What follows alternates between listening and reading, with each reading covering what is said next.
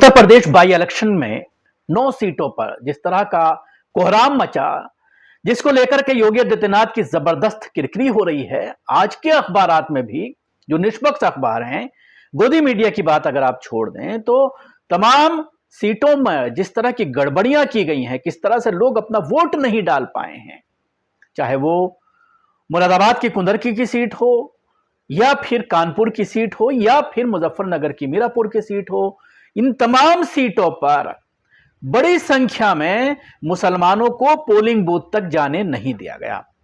लेकिन भारतीय जनता पार्टी का एक मेंबर विधानसभा का यानी एमएलए, जो पहले पेशे से पत्रकार था, त्रिपाठी, शिरोमणि त्रिपाठी, आपको याद होगा कि अभी जब फसाद हुआ था बहराइच में, तो इसके जरिए वहां पर जो इंफॉर्मेशन ऑफिसर थे वो मुस्लिम थे और मुस्लिम पत्रकारों की एक लिस्ट इसने जारी की थी, जिसके आधार पर ट्रांसफर कर दिया गया था। ऐसा पहली बार हुआ था कि किसी दंगे में इंफॉर्मेशन ऑफिसर का ट्रांसफर किया गया हो।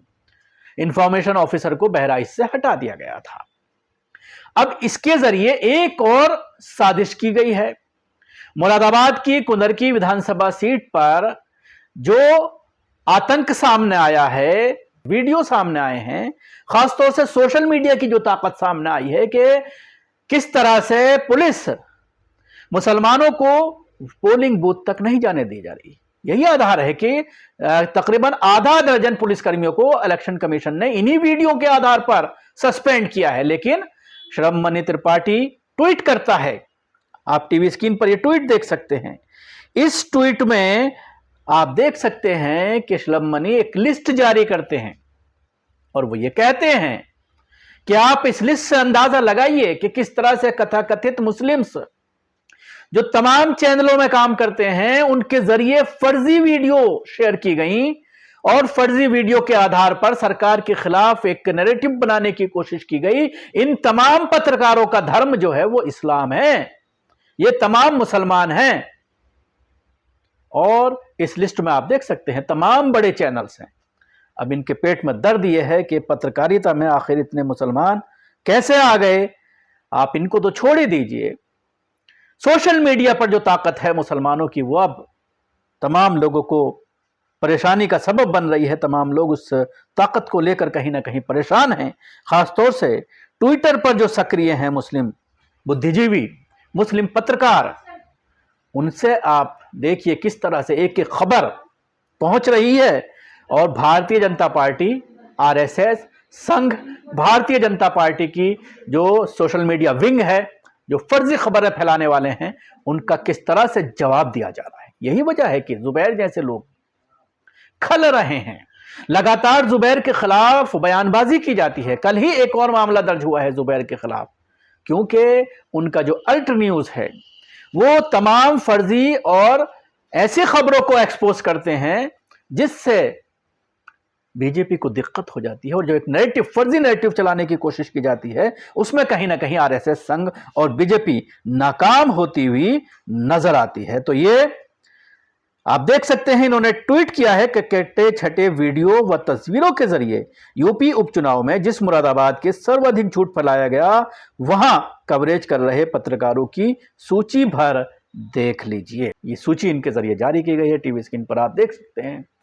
लेकिन जिस तरह का ये आरोप लगा रहे हैं कि कटे छठे फर्जी वीडियो, एडिटेड वीडियो का आरोप लगाया जा रहा है कि एडिट वीडियो जो है वो शेयर किए गए, तो एक बार फिर मैं इनसे गुजारिश करूंगा कि आप मेन स्ट्रीम मीडिया की खबरें भी इसमें आप देख सकते हैं कि बड़ी संख्या में जो जिन चैनलों का यहाँ पर जिक्र किया गया है कि जिनके पत्रकार मुस्लिम हैं, लेकिन सवाल यही खड़ा होता है कि अगर कोई local reporter, field reporter, stringer या फिर रिपोर्टर जो बड़े चैनलों के जरिए अपॉइंट किया गया है, अगर उसका धर्म इस्लाम है, तो फिर जो आपकी एक पूरा मैकेनिज्म तैयार किया गया है मीडिया को कंट्रोल करने के लिए, तो कैसे ये खबरें इन चैनलों पर चली, कैसे मेन स्ट्रीम मीडिया ने इन खबरों को, इन वीडियो को चलाया।